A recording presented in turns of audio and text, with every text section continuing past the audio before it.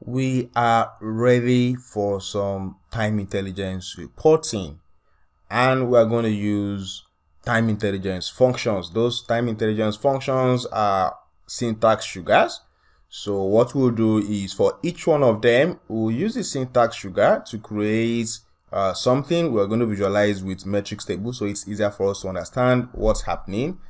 Then for every syntax sugar we use, we'll try and expand it and extract out the sugar from there and try to create it ourselves. And that is what is going to help us improve our DAX, and it's also going to make it flexible for us to, manipulate in cases where there are no syntax sugars for us to work with.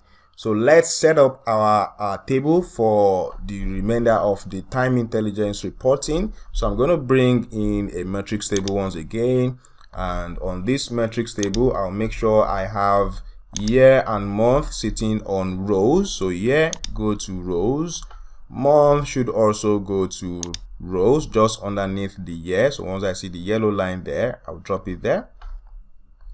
And I'm going to increase the size. This time I'm not going as far as 20 because I would like to reduce how much we will scroll in the table. This is potentially going to be a very big table eventually. So let's make this a 13.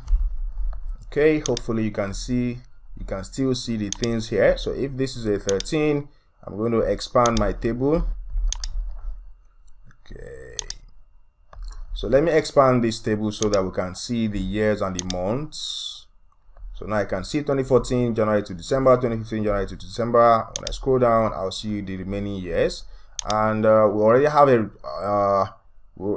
a measure for revenue already. So I can just look for that measure. So revenue, and I'll drop that here. And then next thing is for us to now start using different time intelligence functions. Of course, we are going to start with previous month. So just imagine that we want to be able to calculate variance. So we'll start by using the previous month function in DAX.